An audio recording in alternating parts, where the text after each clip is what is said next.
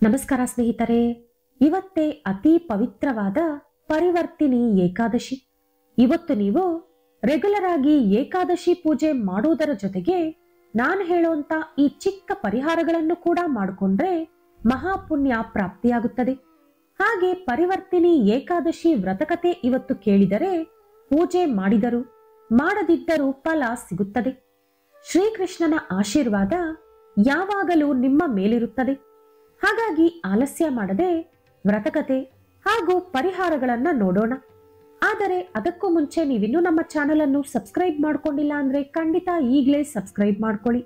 ಹಾಗೆ ಈ ವಿಡಿಯೋ ಇಷ್ಟ ಆದ್ರೆ ಮರೀದೆ ಒಂದು ಲೈಕ್ ಕೊಡಿ. ಸ್ನೇಹಿತರೆ, ಮೊದಲು ನಾವು ಇವತ್ತು ಮಾಡಬೇಕಾದ ಪರಿಹಾರಗಳನ್ನು ನೋಡೋಣ.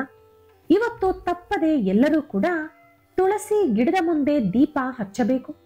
ದೀಪ ಹಚ್ಚಿದ ಮೇಲೆ ಈಗ ನಾನು ಸ್ಕ್ರೀನ್ ಮೇಲೆ ತೋರಿಸ್ತಾ ಇರುವಂತ ಮಂತ್ರವನ್ನು 1 ಅಥವಾ 3 ಸಲ ಓದಬೇಕು.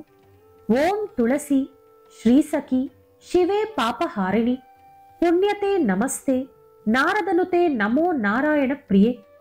ಈ ಮಂತ್ರ ಓದಿದ ನಂತರ ಓಂ ನಮೋ ಭಗವತೆ ವಾಸುದೇವಾಯ ಎಂಬ ಮಂತ್ರವನ್ನು ಕೂಡ 3 ಸಲ ತುಳಸಿ ಗಿಡದ ಮುಂದೆ ಕುಳಿತುಕೊಂಡು ಹೇಳಬೇಕು. ಇವತ್ತು ತುಳಸಿ ಗಿಡದ ಮುಂದೆ ತುಪ್ಪ ಅಥವಾ ಎಳ್ಳೆಣ್ಣೆಯಿಂದ ದೀಪ ಹಚ್ಚಬೇಕು. ಈ ಒಂದು ಕೆಲಸ ನೀವು ಇವತ್ತು ಮಾಡಿದರೆ 7 ಜನ್ಮಗಳ ದರಿದ್ರ ದೂರಾಗುತ್ತದೆ. ಮನೆಯಲ್ಲಿ ಸುಖ ಶಾಂತಿ ಇರುತ್ತದೆ. ಪಿತೃದೋಷ ಕಾಲಸರ್ಪದೋಷ ನಾಶವಾಗುತ್ತದೆ.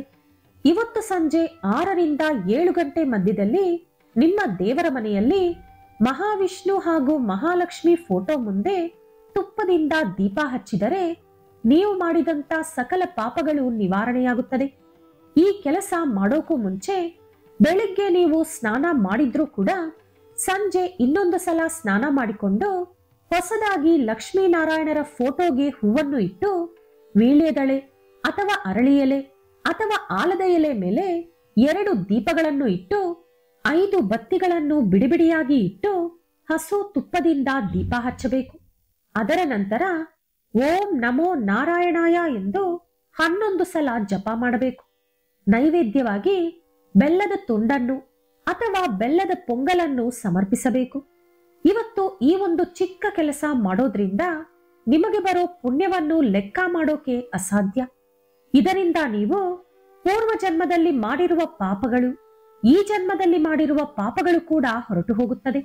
ಹಾಗಾಗಿ ಮಿಸ್ ಮಾಡದೆ ಇವತ್ತು ಈ ರೀತಿ ಲಕ್ಷ್ಮೀನಾರಾಯಣರ ಫೋಟೋ ಮುಂದೆ ದೀಪ ಹಚ್ಚಿ ಹಾಗೆ ತುಳಸಿ ಗಿಡದ ಮುಂದೆ ಕೂಡ ಒಂದು ದೀಪ ಹಚ್ಚಿ.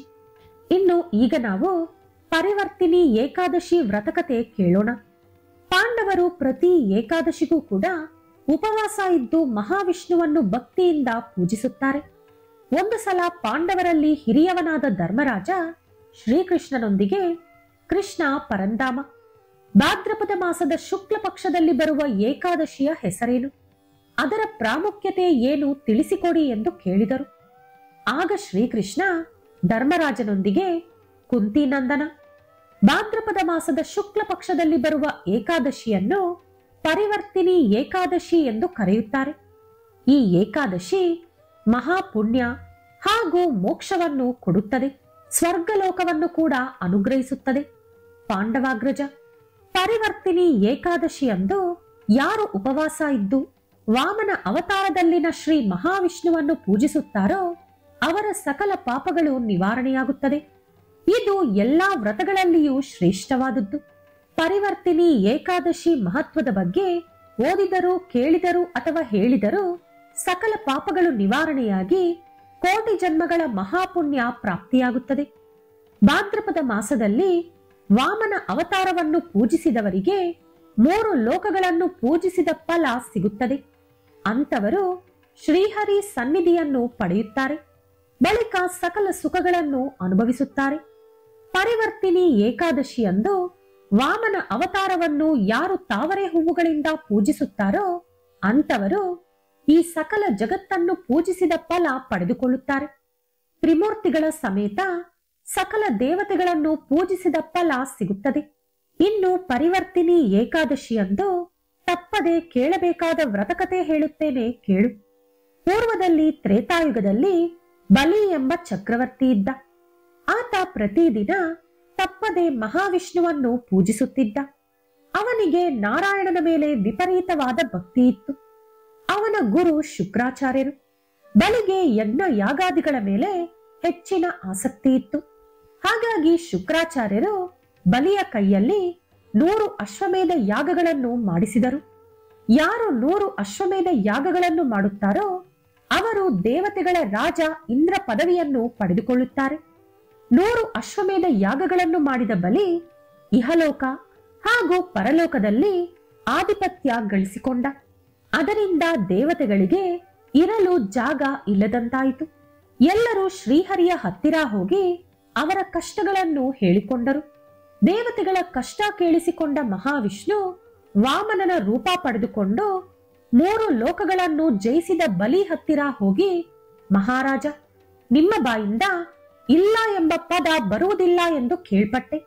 ನನಗೆ 3 ಹೆಜ್ಜೆಗಳು ಇಡುವಷ್ಟು ಭೂಮಿ ಬೇಕು ಎಂದು ಕೇಳಿದರು. ಶುಕ್ರಾಚಾರ್ಯರು ಬೇಡ ಎಂದು ಎಷ್ಟು ಹೇಳಿದರೂ ಕೇಳದೆ ಭೂಮಿ ಕೊಡುವುದಾಗಿ ಬಲಿ ಮಾತು ಕೊಟ್ಟ.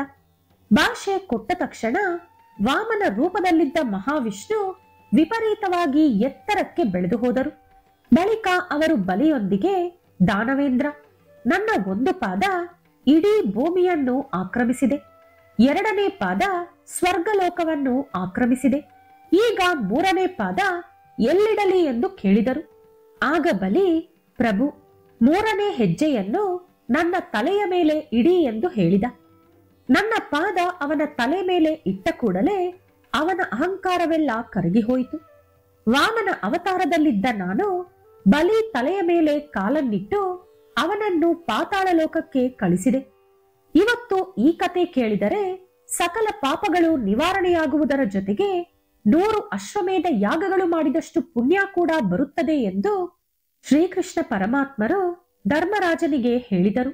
ಸ್ನೇಹಿತರೆ, ಇವತ್ತು ಸಾಧ್ಯವಾದರೆ ಮೊಸರು ಹಾಗೂ ಅಕ್ಕಿಯನ್ನು ಯಾರಿಗಾದರೂ ದಾನವಾಗಿ ಕೊಟ್ಟರೆ ನಿಮ್ಮ ಮನೆಯಲ್ಲಿ ದವಸ ಧಾನ್ಯಕ್ಕೆ ಎಂದೂ ಕೂಡ ಕೊರತೆ ಬರುವುದಿಲ್ಲ.